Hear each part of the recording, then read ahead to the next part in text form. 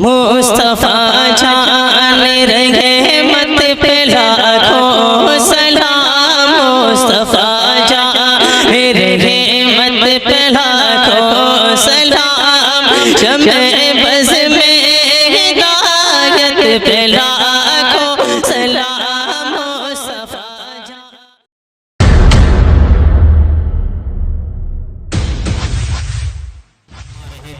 آئیے اب اس کے بعد میں پھر تقریر پیش کرنے کے لیے عزیزم شاداب سلمہ کو دعوت اسٹیج دیتا ہوں کہ وہ تشریف لائیں اور تقریر پیش کریں۔ نحمده ونصلي على رسوله الكريم أما بعد فنعوذ بالله من الشيطان الرجيم بسم الله الرحمن الرحيم يا أيها الذين آمنوا لا تتبعوا خطوات الشيطان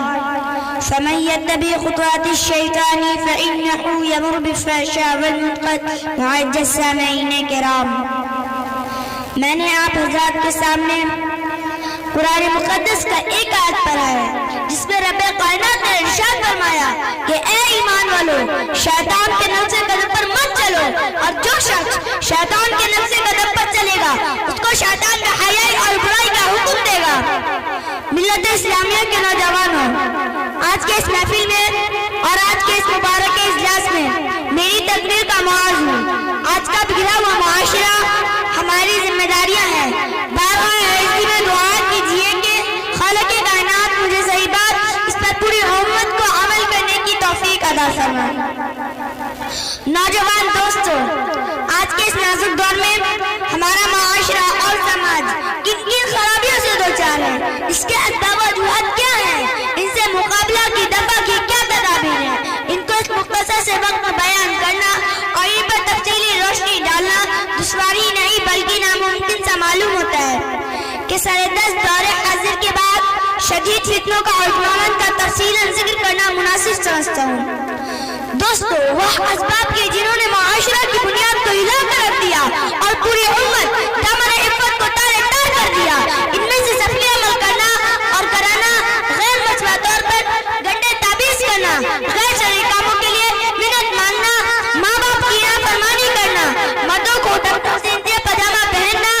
غیر مردوں اور عورتوں کا بے محابہ ملنا جلنا، لغو تفریحات میں وقت ضائع کرنا، ریڈیو ٹیلی ویژن پر فواحشات اور مضامین کا نشر ہونا،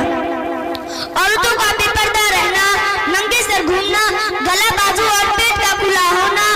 بے پردہ بازاروں میں جانا، شوہر کی مانند خیانت کرنا، دفاتر میں محروموں کے ساتھ کام کرنا، بے پردہ بازاروں میں جانا، نوجوان لڑکوں اور لڑکیوں کا مخلوق میں محفوظ تعلیم حاصل کرنا، رشوت لینا یا دینا، سود لینا یا دینا، غیبت کرنا یا سننا، تصاویر کا رکھنا اور دیواروں پر لگانا، شوقیہ کتا پالنا، شادی کی نمائش کے لیے پیسوں کا خرچ کرنا، الغرض ایسی بہت سی خرابیاں ہیں جو ہمارے معاشرے اور سماج میں جاری ہیں۔ وآخر دعوانا الحمدللہ رب العالمین۔ السلام علیکم ورحمۃ اللہ وبرکاتہ، والصلاة والسلام علی رسول الکریم، اما بعد فاعوذ باللہ من الشیطان۔ سامعین کرام، اب میں جشن آزادی کے اوپر تقریر پیش کرنے کے لیے عزیزم کامران سلمہ کو میں دعوت دیتا ہوں کہ تشریف لائیں اور جشن آزادی کے اوپر تقریر پیش کریں۔ کامران ابن شمیم احمد آئیں اور جشن آزادی کے اوپر تقریر پیش کریں۔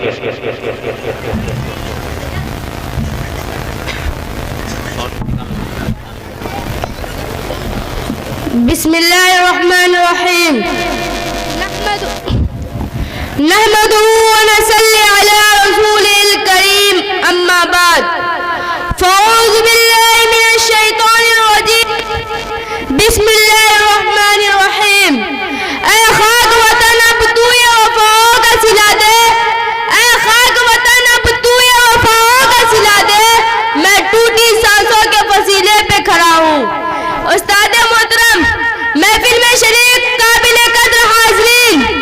میں آپ حضرات کا شکر گزار ہوں جو مجھ جیسے ایک ادنا طالب علم کو یوم آزادی پر کچھ بولنے کا موقع دیا۔ آج ہمیں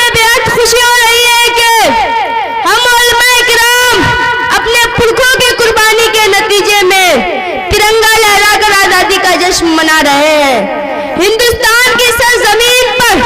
مغل بادشاہوں نے نہایت انصاف کے ساتھ سینکڑوں برس حکومت کی، لیکن ایک وقت ایسا بھی آیا کہ تن کے گورے من کے کالے انگریزوں نے ایسٹ انڈیا کمپنی قائم کرنے کے بہانے ہندوستان پہ قبضہ کر کے ظلم و ستم اور ناانصافی کا بازار گرم کیا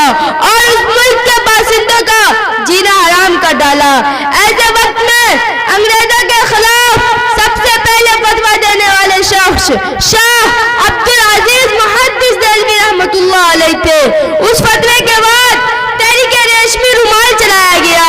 تحریک بالا کوٹ چلایا گیا، ہندوستان چھوڑو تحریک چلی، شاملی کا جہاد ہوا، ہزاروں علماء کرام کو پھانسی کے پھندے چومنے ہمارے آباؤ، ہمارے اجداد اور ہمارے پرکھوں نے اپنے بچوں کو یتیم کیا، عورتوں کو بیوہ کیا،